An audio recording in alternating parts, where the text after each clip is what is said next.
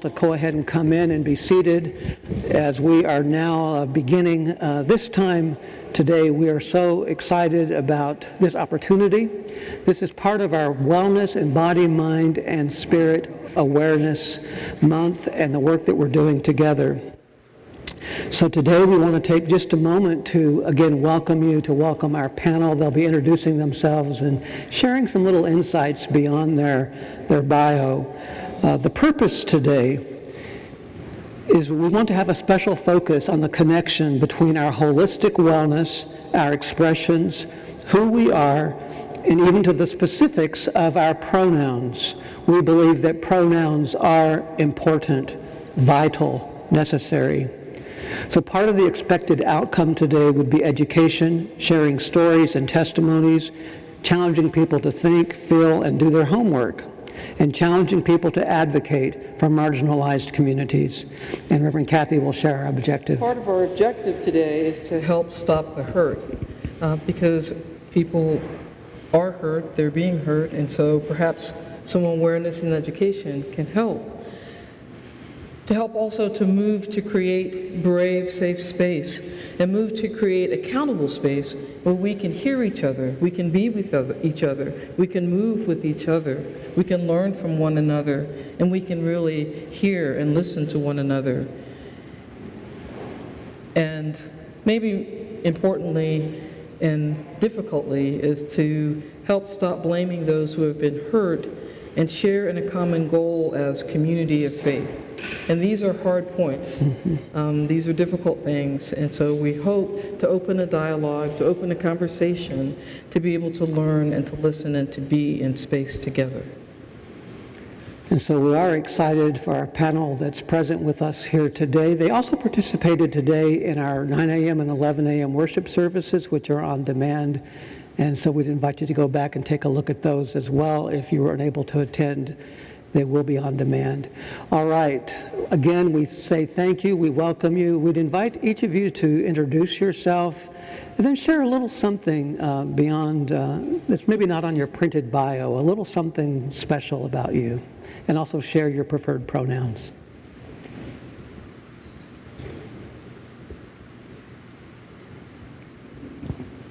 Thanks for the invitation. My name is Shige Sakurai. I go by they, them pronouns. Oh, what to know about me? I've been living in DC since 2003. And I grew up in the Midwest mostly, but was born in Connecticut and just have kind of moved around. But I feel like DC is home to me after all these years. And I guess I'll also mention, I don't identify as Christian. I identify as Unitarian Universalist and also Druid, which is a nature-based spirituality.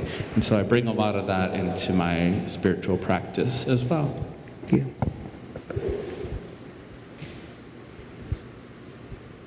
Good afternoon, everybody. Can y'all hear me okay? Now. There it is. Hi. My name is Diedre Gray. My pronouns are she, her. Originally from Omaha, Nebraska, born and bred Midwest girl. I've been here for 25 years now in the DC area, and in part of my previous experience, I was very fortunate and blessed to be a teacher in PG County Public Schools for 10 plus years, to actually have taught several students that performed for the president, that went on to college, pursued master's and doctorate degrees in that former life, and in my current experience, I continue to work with young people with the Trevor Project, as well as being here at MCCDC and in operating in different capacities throughout the city, throughout the area. Should we just use that one? Should we just use that one? I'm Miller. Loud. I'm very loud. I'm Miller Hoffman. I use masculine pronouns he and him, and we're all from the Midwest. I'm gonna go take that. Grew up in Iowa. And I feel like the thing that I want to say that wasn't in my bio this morning is that my faith is deeply informed by a Buddhist framework and a meditative framework. I'm a student and teacher of Tai Chi and have been for 25 years, and it's ongoing. And I have a an assorted collection of master's degrees that have led to no financial gain whatsoever. And as often as I can, I like to tell people that I studied at Brooklyn College with Allen Ginsberg, and I feel like this room will appreciate that a little bit more than the 18-year-olds I usually say it to.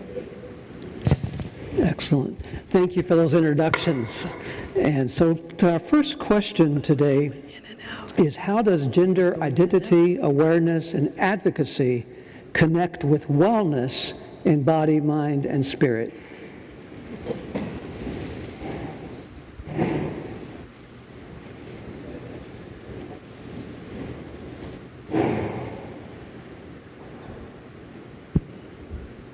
Check 1, 2. All right, there we go. So, from my experience, I think that advocacy engages people on a deeper level because, in part, you have to tap into some of the rawness of who you are in order to be an advocate. Not the polished, have your thoughts clearly lined up and speak politically correct and not offend, and et cetera, but there's a certain level of tapping into, this is the emotion that I'm feeling, and I'm going to say it and express it the way that I do. That can be hard for the person who is expressing it, because that may not be the space that they are in for a long period of time. So how do you process all those emotions? How do you process all of that experience that's connected to that moment, and then move to whoever you are? If that's a part of who you are, so be it. But it sometimes can feel like an emotional roller coaster. The importance of it, though, in my opinion, is that oftentimes people are not moved until they have connection or connectivity to a particular experience. And so how do you motivate them or encourage them through the engagement, through the conversation, through the experience, to feel the emotion that you're trying to convey, so that there is connection to the activity, the event, or the particular thing that we're now emoting over together? So if I were to break that down, as was shared today in the message earlier, if a trans life, if an indigenous life, if a minority life is hurt, is assaulted, is taken, the emotion that I feel can be anger and frustration, and I need something to happen out of that. It should not just go silent into the night. And so I might protest, I might write a letter, I might go on social media, hoping in part that there will be a response from not only community, but supporters and allies and friends who will feel that same resonance, that a life has been impacted, and then that humanity of where our connection is, now they are going to also take that energy and transfer it to do something positive and helpful also.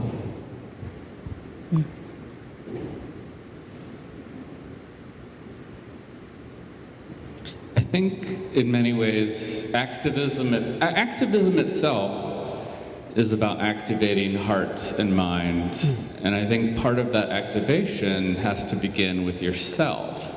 So if you don't feel yourself, your own heart and mind activated, how can you help others? And so, I don't know, I think that like there's a both and, that you're kind of like bringing your own wholeness and self into the work of trying to change the world. And sometimes we need to change the world so we can feel that wholeness and health, right? I was thinking about like names and pronouns as just an example, and people may not realize there now are some research studies that show when people are called by the right name or they're called by the right pronouns, it really does reduce depressive symptoms, suicidality, and things like that. And so it actually improves people's health just to use the right names and pronouns for folks. So those are just some examples. So activism and advocacy doesn't always have to be, the protest and the petition. It can be reaching out to friends, caring for people, building community. And so I think of like the many different entry points that we all have into this work. And I know for me, it's become increasingly difficult for me to be in crowds and in loud spaces and on the street for some of the rallies that are happening. Doesn't mean I don't support them, but I don't always feel that I can be there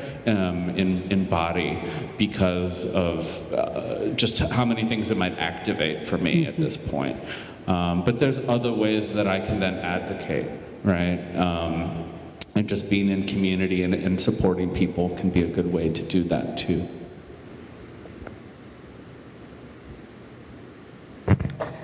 I'm not sure that the dominant culture is whole and healthy without having an understanding of who we are and how to include us fully.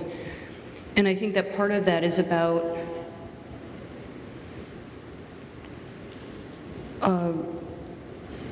recognizing diversity and recognizing and affirming difference, and that when we're not doing that broadly, the folks who suffer are also non-trans folks. The folks who suffer are also cis folks.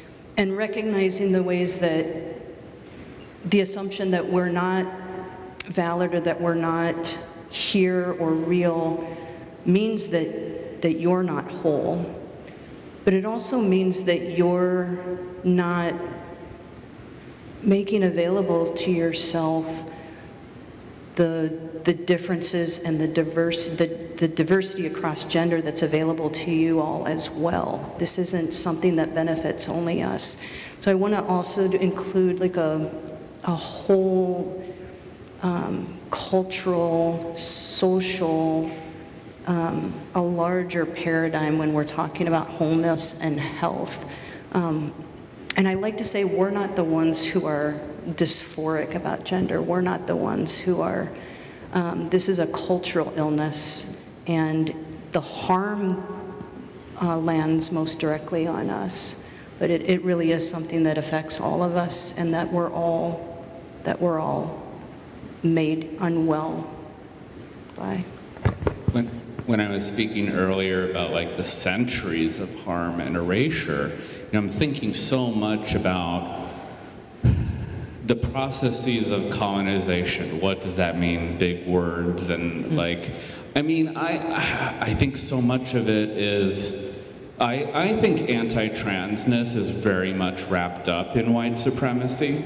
Like that it's basically, you look at various countries, Singapore, Belize, India, these are in different regions and parts of the world. They've all had the same anti-sodomy laws with the same words. Why? Because it comes from British colonial anti-sodomy laws.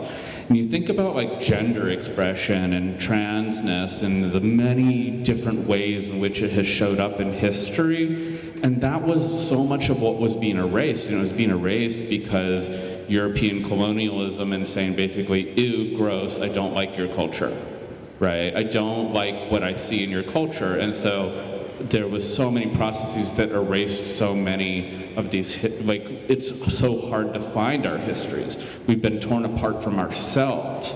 And so, I think this harms everyone, but I also think that it comes from a lot of that time and those processes of sort of stripping people of their dignity in general, and in particularly white supremacist specific ways. So I also see this in like this much broader, long-term historical cultural framework, that what we need for wellness is ultimately about reparation, about repair and healing, and it's not just of the individual, it's of the culture. Yeah. I just want to even go a little further, because both of you have brought up some points that for me are really, really like touch points, because there is a tradition of decreasing, erasing, diminishing, eliminating different gender identities. Historically, it's in every major religion. I've always had the feeling that one of the most powerful ways to control a people is through their faith.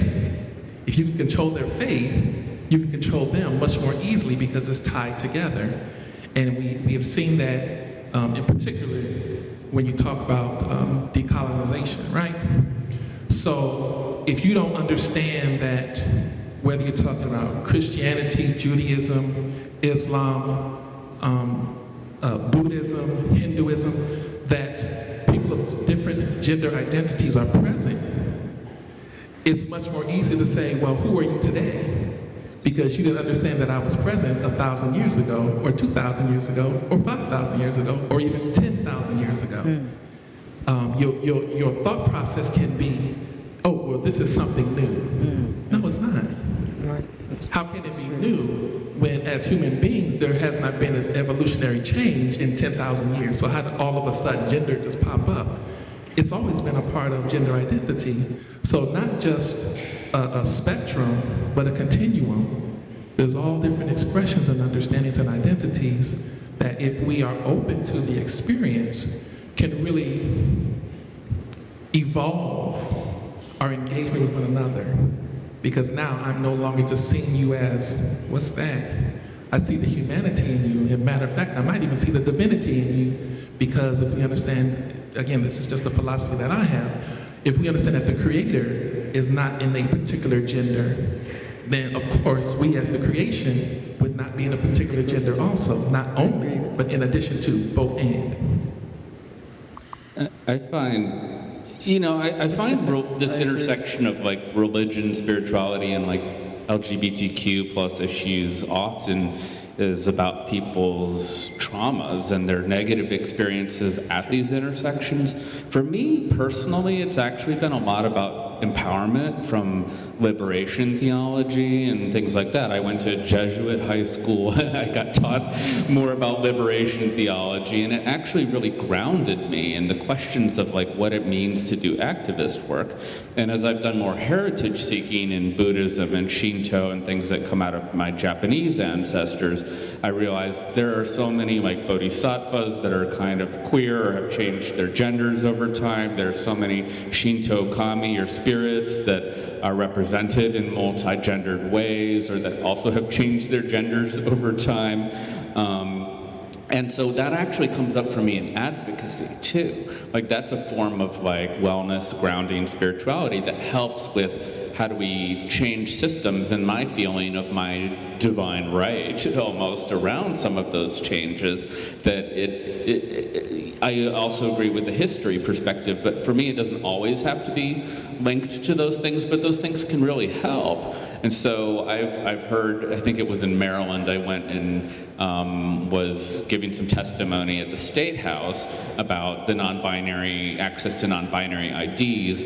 I think that one of the politicians later was like, well, in the good book, it's and I was like, well, which good book? Because in the Kojiki, which is the Japanese, like the oldest book in Japan, and talks about the history of Shinto, the creator deities are all genderless. And I was like, well, which good book are you talking about? But also like Talmudic, the Talmud would be like there's 7, 8 different genders. There's this history in so many, even religious and faith communities, that we also have somehow strategically forgotten, right? Somebody made us forget. Mm-hmm. But even within the Hebrew and Greek scriptures that are deeply important to this congregation and denomination, there's a wide variety of the ways on any subject, but on gender as well. And there's an argument to be made for an all-gender God and an all-gender Adam, first human. There's a lot of our story too in this particular good book, right? And throughout Christianity, throughout the early years of the church, there were a number of ways that folks expressed genderqueer identities. So we're talking about cultural differences and cross-faith differences, but within this faith that our church emerges from, it's deeply embedded over centuries, and in our scriptures. There's a community that took so much to heart the baptismal formula, there is no longer this or this, male and female, that the community created a space where everybody shared child raising, labored equally, everybody wore the same clothing, everybody engaged just across all of the work that we do to live day to day, shared those across gender, and they were condemned by the growing, emerging official church at the Council of Gangra. And it's good to know. The only reason we know that that happened is because it's recorded as a condemnation, because they're recorded as anathema. And I find it still so heartening to find this awful thing, because it shows we were there. We've been there all along. Yes. And if I could just, we'd like to jump in too. This is a great conversation, and I may be interrupting or disrupting the conversation, yet I wanted to just make sure that we're all on the same sheet of music, at least, all understanding our terms.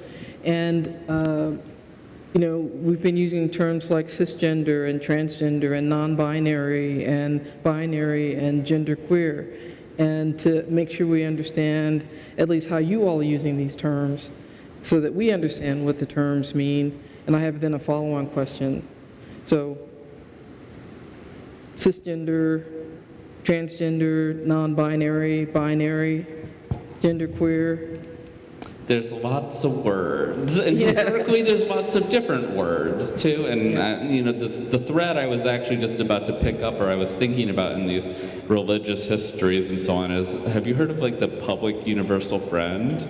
This was like a Quaker-related kind of person in like the 1700s who was basically gender ambiguous, non-binary, androgynous, who became a religious leader at that time period and was called by they, them pronouns. And what was really interesting is they found in the historical records that people actually respected the they, them pronouns. In their private diaries, when they were writing about this person, they would use they, them pronouns. So there are actually like histories that aren't entirely oppressive, that are really kind of cool, that are out there. As far as like all these words, there's so many words that are more recent, more modern. Cisgender, transgender, I mean, those haven't, trans has been around for many decades, but cisgender was only popularized probably about 15 years ago or so. But transgender just could mean lots of different things to different people, but essentially like if your gender might be different from what people expect of you based upon what their assumptions were when you were born. Non-binary might just be that I don't identify exclusively as just a man or exclusively as just a woman. Maybe I identify as both or in between or neither. And that also has been only popularized, I'd say, as a term in the last less than 15 years. But there are other older terms like genderqueer, and then there's lots of just descriptions of androgynous or genderlessness that predate all of that as well. Folks want to add anything to, to that? I'll just say that cis is non-trans. Yeah. Trans, more or less, generally speaking, means across, whether we're talking about transportation or transnational. So it's from a gender to another gender, sort of moving off of the place that you started or moving off from a place where you are or were. And then cis in the same language means same side, and so folks took that, and it's folks who were assigned a gender, and that's what worked for them, right? And trans and genderqueer and non-binary, et cetera, all variously mean, to some extent, folks who were assigned a gender and it didn't work, right? But they were guessing for all of us. They were guessing for all of us, and it worked for some of us and it didn't work for some of us. And this is just language that we use to try to talk about it. And it's all, the complication for me is just that these terms have meant slightly different things to different people at different times, right? So I grew up with trans being like kind of exclusionary to non-binary people. And now I would say it's not meant in that way, but that's also why some non-binary people do and don't also identify as trans. Yeah, so there's a lot of like political, cultural, changes over time that are complicated in the language. Thank you. Yeah. I think it's also important to have an understanding that when we talk about the sex assigned at birth, the gender assigned at birth, right? Oftentimes, that was a medical person, whether they were a doctor from medical training or they were the medical person within the community, right? They were assigned to oversee the birthing process. They looked at the baby. Oh, that's a girl. They looked at the bottle of water and said it's deer park. Like, they just made an observation as what was articulated. And what was also articulated, sometimes it was right, sometimes it wasn't, because what you can't see is what makes up the entire person. You're just going by external. Yeah. And external. And for those that it is in alignment, awesome sauce, you're good to go. But for those that it is not in alignment, that there's something different working on the inside, there's now a process, a journey to go on of how do I come to that place of reconciling the outside and the inside to be on the same page. Yes. Amen. And not in every culture in history did people believe in assigning genders at birth, right? That's a very modern concept that we've sort of taken for granted, as that's just how the world works. But that was in the example of, like, say, colonialism in the U.S., that there are a number of indigenous groups in the U.S. that historically or today may practice maybe a gender affirmation or selection sort of ceremony that is not when you're a tiny little baby, but when you're a sort of a coming of age, but you also can name what your gender or genders may be in your community. That's different than the doctor being like, it's a boy. Based on what? Based on, like, purely physical information. Nothing about, like, who you are or what matters in your life. And it's our job for many reasons to make sense of what we were assigned and who we are, but it's the dominant culture's job as well. I sort of want to keep saying quit giving us all the responsibility for our wellness, right? And take some of that back. Like some health care. Rich conversation. Thank you. Thank you very much for just laying some groundwork. And I do have another question for you. Minister Diedre, you were talking about the emotion of some of the events and how marginalized communities can sometimes marginalize themselves. And the emotion and the power and the anger and all those things we want to put into a march or put into making changes can sometimes bubble out sideways. And sometimes that can bubble out onto ourselves rather than bubbling out onto marching in the street. So in your all's view, what can MCCDC and other faith communities do to support one another in creating brave, safe space? Especially sometimes when the space, even inside the sanctuary, is not safe, is not brave. So I feel like this piggybacks off what you said a moment ago. There is a responsibility for that dominant group, right? Use that language, right? To one, hold space, to recognize that everyone who comes in might not be what you think they are or you think they should be.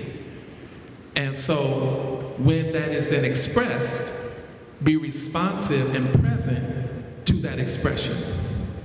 So if a person is presenting male and they come into the space and you say, how you doing, sirs? That's not holding the space for them. That's making an assumption based on what you see. It can be just as powerful or empowering to say, welcome, friend. Glad to have you here. My pronouns are, what are yours? Now you have clarity in terms of how that person then identifies themselves. And you know that old saying, don't assume because, right? So you're not assuming anymore, so now you have removed that off the table. You have clarity because the person has now given you the information that you need. What I have experienced, if I can just testify just a little bit, I've experienced from within community, from my trans family to my broader LGBT family, I've seen situations that occurred where, as you said, it spills out, and there's an experience of diminishing each other's journey or narrative or experiences.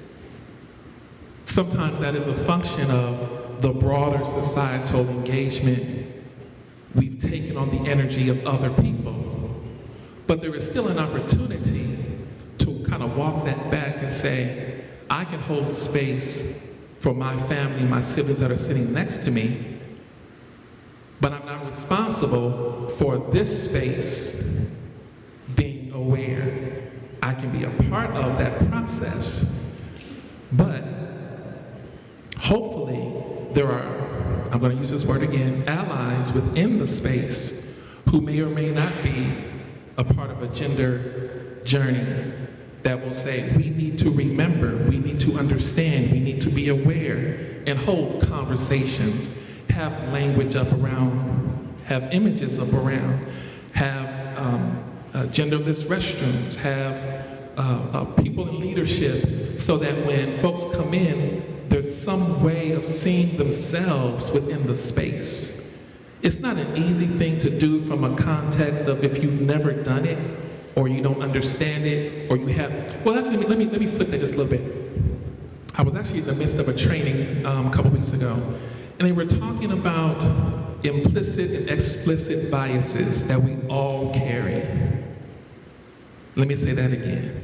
Implicit and explicit biases that we all carry. So if you don't think you have any biases, you've already showed that you have bias by the nature of saying that you don't, because it's human nature. So when the moment comes up, hey, awareness about this gender identity conversation, be aware of where you are. I don't believe that stuff. Okay, be aware of that. Now, why don't you believe it? Because I'm standing in front of you. Read, go online, listen, talk to me. One of the things I love to do, and I'm gonna stop before I start rambling, one of the things I love to do when I'm around not just other folks on their own gender journey, but just people in general, I love to just sit and listen. Because people love to tell you about themselves if you give them the opportunity. They may not tell you the salacious stuff, but you can hear their story, you can hear their experiences, you can get an understanding without putting my own 2 cents into what your story is. I don't know, some of y'all kind of young looking in here, y'all may not be old enough to remember the stories. Y'all remember this, y'all know nothing about the stories, do you? One Life to Live? Oh. Oh, okay, I see, I touched on something. Okay, I remember being a little person, and I would see those stories, and I would watch my mom watching them, or even when I went to school, into college, and we would all gather in the cafeteria and be watching stories that came on All My Children, right? Okay. And we would get so engrossed and so engaged, we start to, don't do that. Why did she do that? I can't believe, watch out, we would be so engaged. There's an energy shift because you are vested in these characters. And some of these characters have been on the show for 40, 50, and 60 years, right? We'll tune in today if they were still on and watch them. We'll be that invested in what's going on in this gender conversation. That same kind of energy. Oh my gosh, there's a trans person, there's a non-binary person, this person has identified as ... Let me just hold space for them. Bring that same engagement to see their well-being, just like you were cared about Luke and Laura. Were they gonna ever get together and stay together? Be concerned about that person who's on their own gender journey, who may not look the way that you think they should look. They're on their journey. They look the way that they look. They present the way that they present. Meet them there, because you're not better than, you're just on a different journey. I'll stop there. Amen.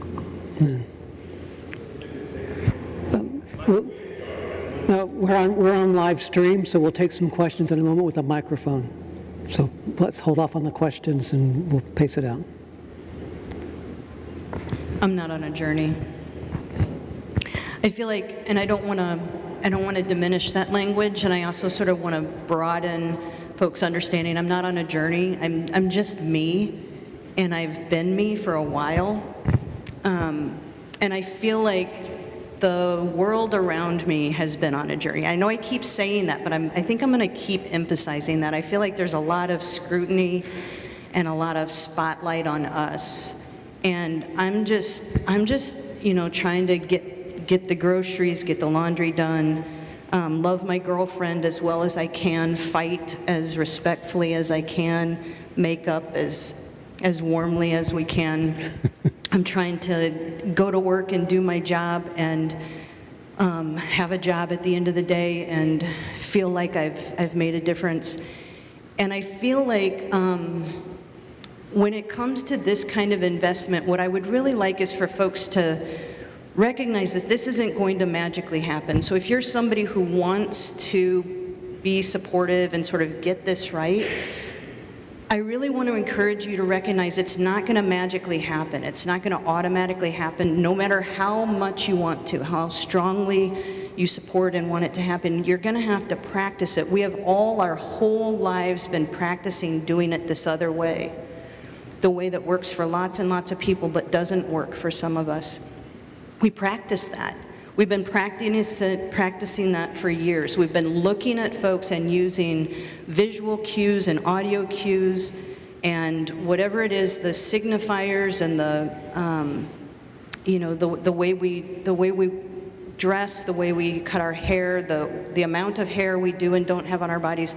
We've been using those cues, and then we've been making assumptions, and that's been a practice for some of us for decades, and it's going to mean practicing. And there are little things, I can tell you what I do. They, them has really disrupted my life, because it used to be sort of I got it, and I knew which binary term to use, and it was very uncommon for me to mess that up. And they, them has been a new adjustment for me. It's been a new transition for me, because now I've got a variety, and I need to think again. I need to stop doing the thing that I've been practicing for 15 years and have gotten right for 15 years, and have to start re-practicing and slowing down, anticipating when pronouns are going to come up in my sentence, and think about what pronoun is the right one to use, and look at the person in front of me and figure out if I know which word to use. It's something that's been really humbling and really exciting for me to recognize, and it's giving me patience and more kindness and warmth for folks who are still struggling with this. And so folks are going to need to practice, and folks are need to put in the energy. I have a friend who I was misgendering because they used they, them, and I was using a binary term, and it wasn't the one they were assigned at birth, but it's not the term, it's not the pronoun that they use. And so what I do is every time I'm scrolling through my socials and I see them and I say their name and I say they, them, and that's how I start to practice. So it's going to happen more organically, and I'm going to be right. I'm going to be right with myself and with my community and my people. And I feel like the other thing that I want to say about this question, this is the question that I have very strong feelings about, is that this is a low bar. I want folks to recognize that getting our pronouns right is a low bar. We're not done. That's like it's the thing that you can almost step over. And then we need to talk about healthcare, and we need to talk about affirming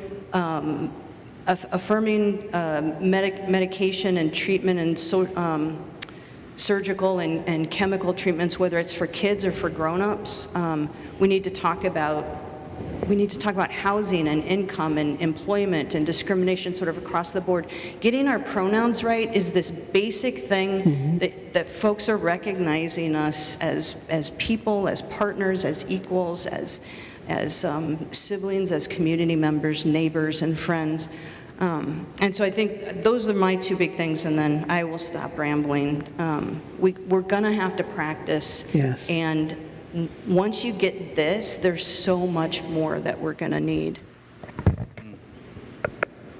I didn't do a sermon on pronouns, but I'm sure that I could. I actually created the pronouns.org website and International Pronouns Day because I was tired.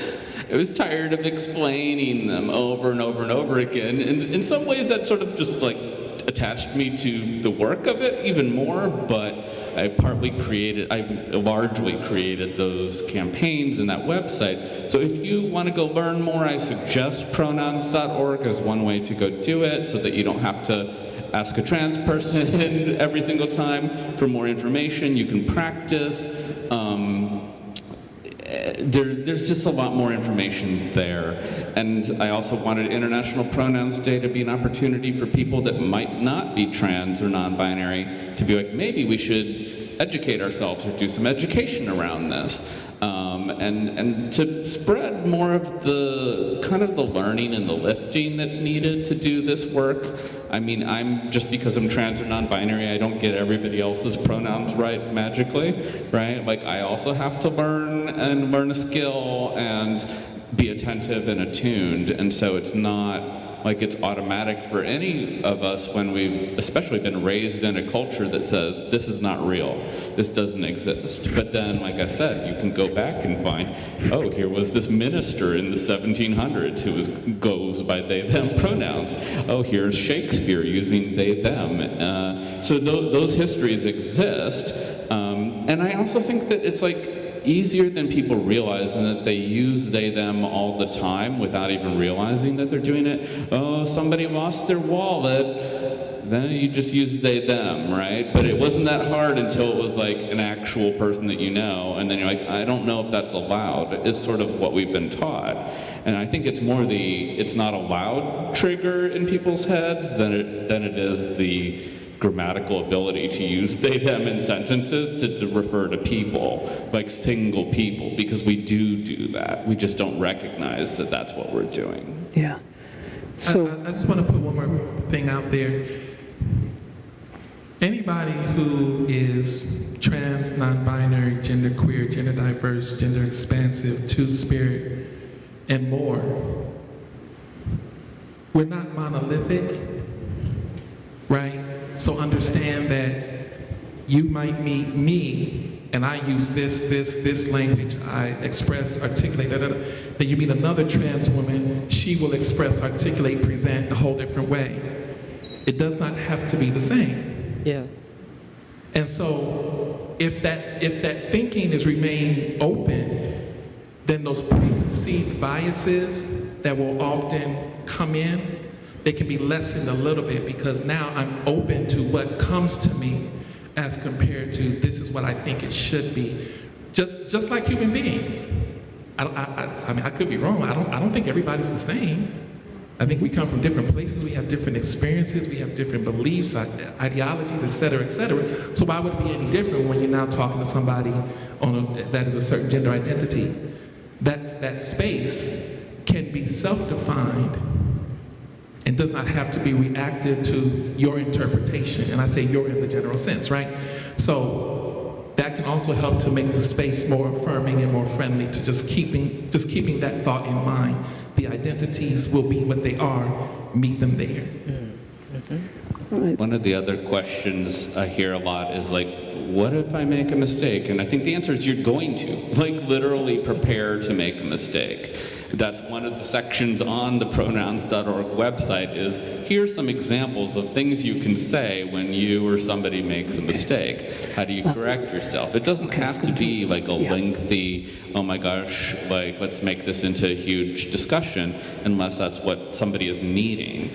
And the other thing is that like sometimes people do get very upset about getting called the wrong pronouns.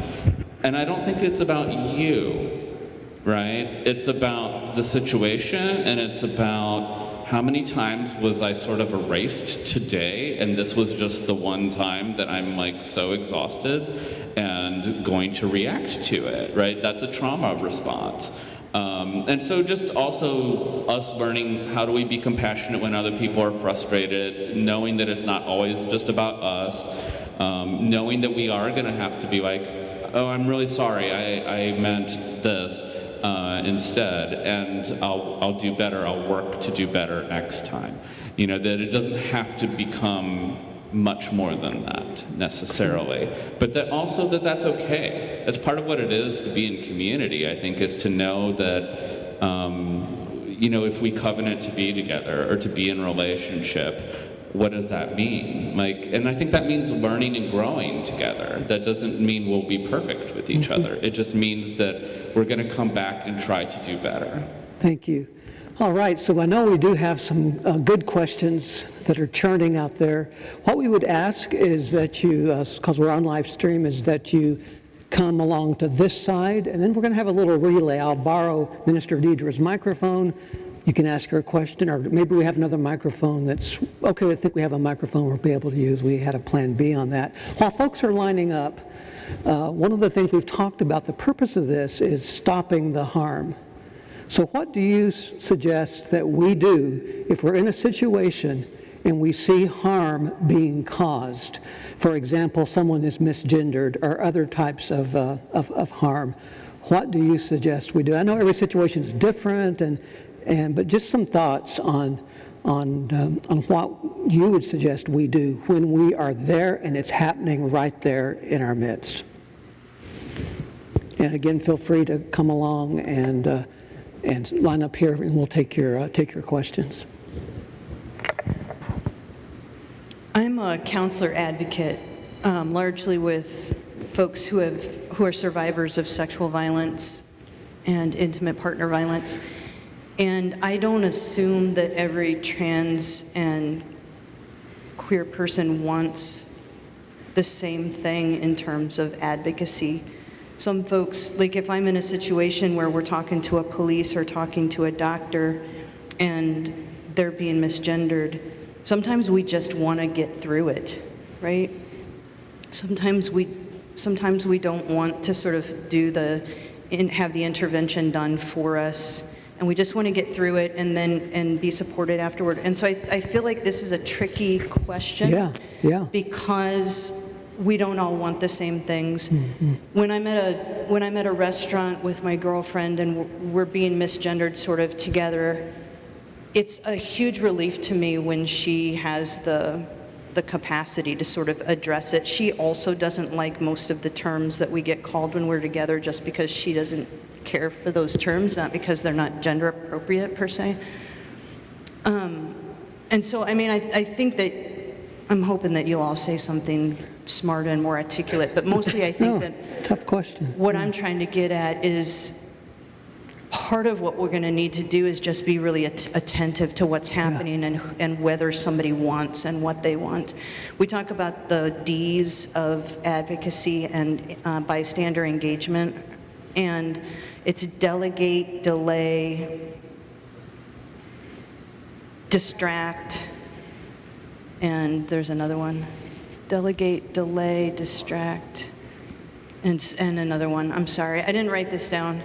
And those are always things like sometimes it might mean I would just come up and start to talk to the genderqueer person about reservation dogs and ask, and just sort of move the conversation in a different way. That's a kind of a distract. Sometimes I might check in with them later and say, "Are you all right? I witnessed to that. How are you feeling? Do you need anything from me? Can I do anything? Do you want me to go and advocate at all?" So there's like a lot of different approaches to this. Thank you.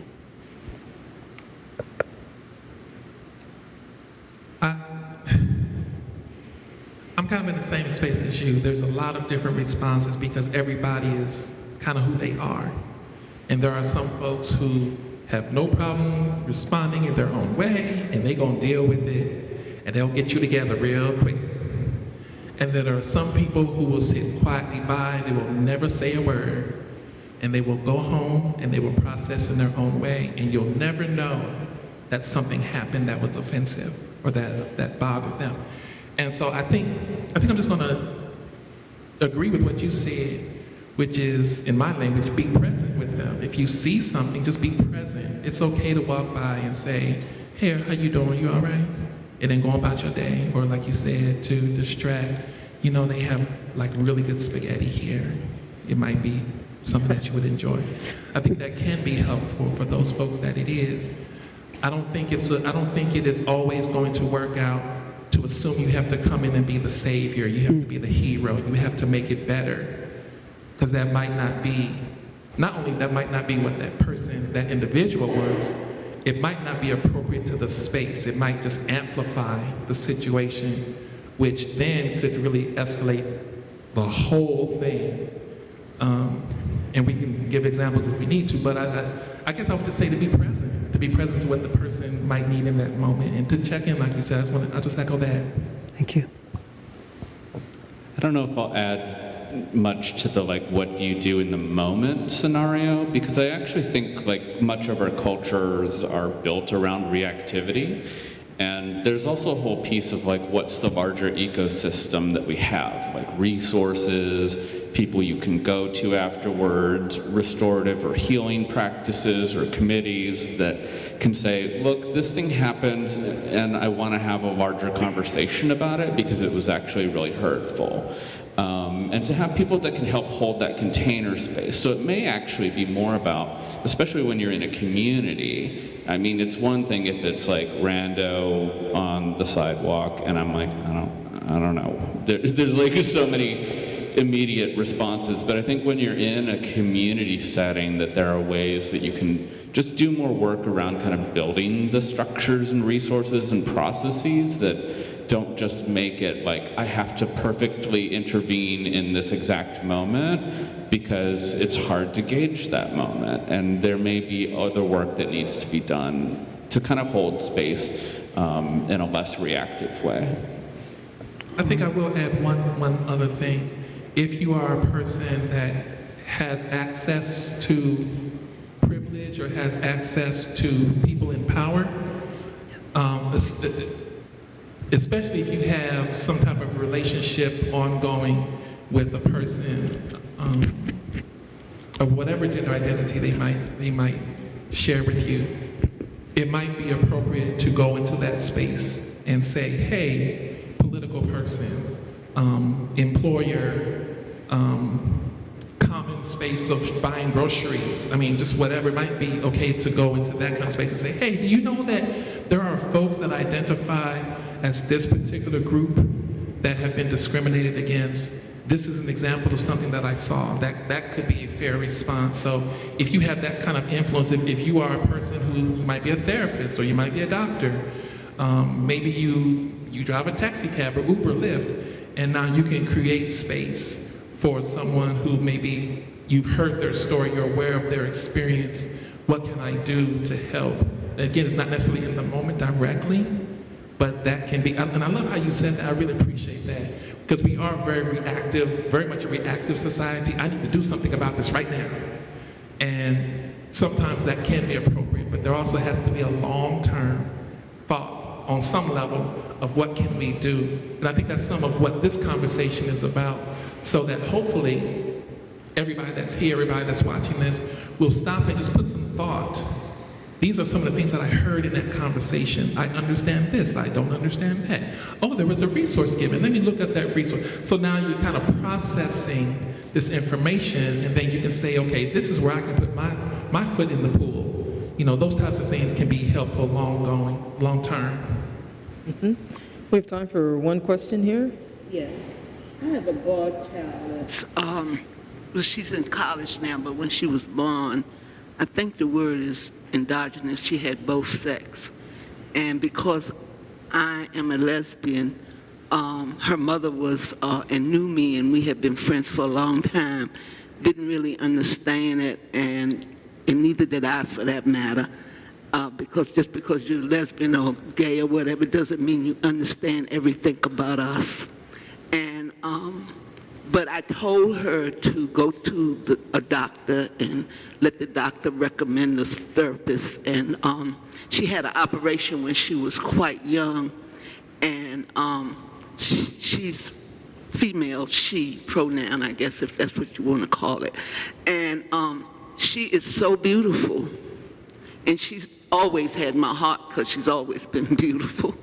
And I think if it's anybody out here that got a kid or child that's having problems or think they having problems with their sexuality, it's important that you go to, even nowadays, even though I don't do the computer and stuff, I think it's important that you go get the help that that child needs, because it's important for them to be able to live a joyous and happy and free life. And I think that's so important for each of us, because I know I came out as a late person, but I knew I was gay for a really long time. And I knew that it wasn't no use talking to my mother, because I come from the country and it was only 2 gay people and they were treated horribly. So I knew I didn't want to come out home. But the bottom line is that once I got here and got the help that I needed, then I was able to do what I needed to do to take care of me. Because no matter who you are, the most important thing, in my opinion, is that you learn how to take care of you. Thank you. And so that maybe we can use that as a lead-in to, reputable resources. So you talked, Reverend Shige, about the website that you started and other reputable resources. So, I mean, the internet is replete and full of stuff. And so we want to make sure that as we educate ourselves, go to places that are going to be helpful and reputable and good information. Are there other resources that you all know of, or that we can go to that you're familiar with, perhaps?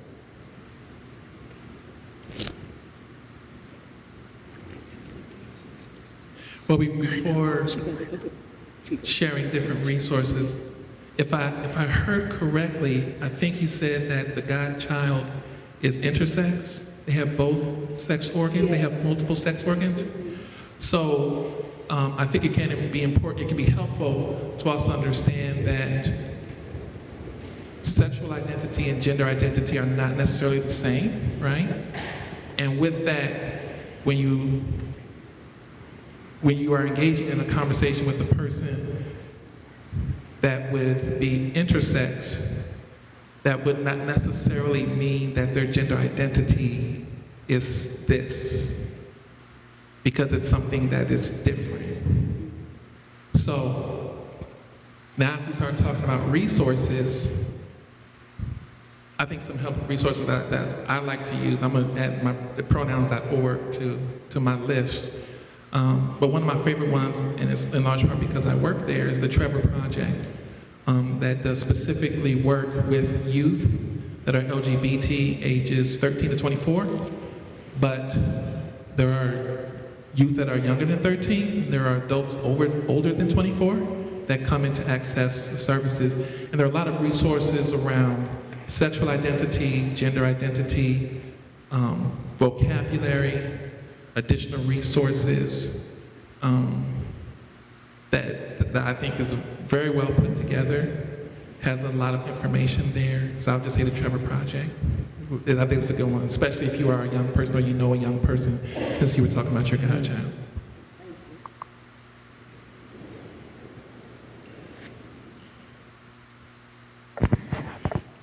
I don't think that I can or probably want to get too deep into this, but I would say a little bit differently with the distinctions that you were talking about around what's been called sex, biological, gender, and gender identity. And biologists, there's no agreement on a constellation of genitals, hormones, chromosomes that create these two categories that we culturally have created. And I think a lot of people understand gender as constructed, as a social construct, as something that we give meaning to. And I think I just want to put a big turd on the table and then run away from it and say that biology is also constructed. We have similarly created and given meaning to these biological parts. Most of the people in this room, I would say almost everybody in this room doesn't know what your chromosomes are. Most of the people in this room, I think almost all of us don't know what our hormone ratios are. And those ratios are all over the place across gender. There's no bottom threshold below which level of T you can't be a man or a boy. There's no level of estrogen above which you can't be a man or a boy. So there's, I think I just want to sort of get it out there, and I'm not a biologist, but I know them. And I use sex to talk about that thing that we do consensually wherever we do it, in bed or on the kitchen floor or whatever, no judgment. And so sort of just think about that. Think about the ways that we use each other's bodies as sometimes as evidence against us. And so my body is what I say it is because my body is what I say it is. And my brain is part of my body. So the way that I know who I am and understand who I am is part of my body. It's part of my biology. And I pick up the phone and talk to AT&T and the gas company and whoever, and it's just this sort of ordeal of being misgendered based on my voice. And this idea that biology is this thing that is also untrue and inaccurate and does harm, and it's putting me in conflict with and at war with my body. And I'm trying to live in my body and be whole and healthy. So I wanted to Thank you. say that. And for resources, I am a big fan of the Sylvia Rivera Law Project in New York City.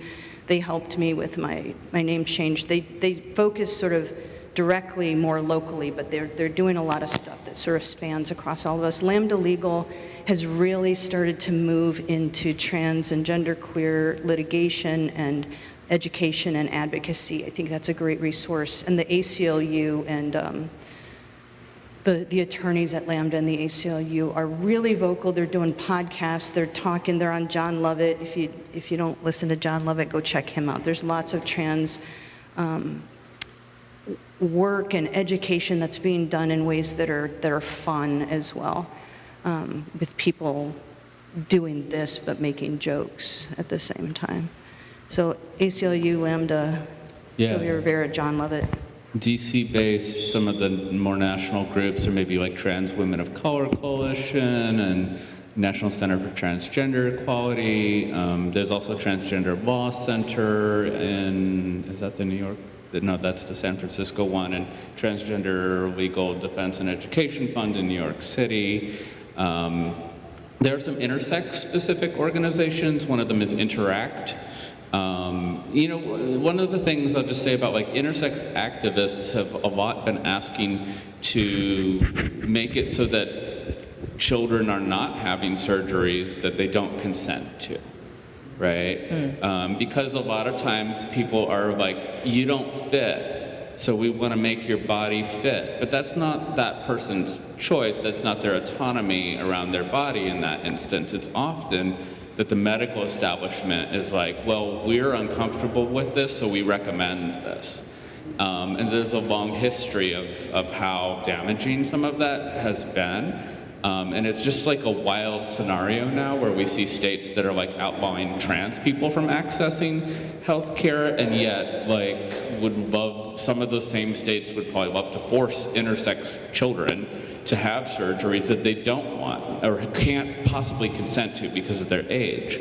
And so it's a wild space, and it's a different set of political issues than some of the trans ones, but I think that they're all kind of intersecting and intertwined. Trying to think of other resources to mention, but those are a few. Thank you. Thank you so much for sharing those resources, but more importantly, sharing yourselves today, your true and full selves. This has been insightful. More questions have emerged from this conversation, and so there's more to come. And so thank you, panel, for this presentation today. Yes.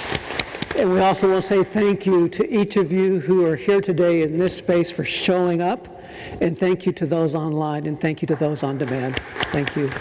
And thank you to our tech team for staying with us today and offering this support. Thank you. Thank you.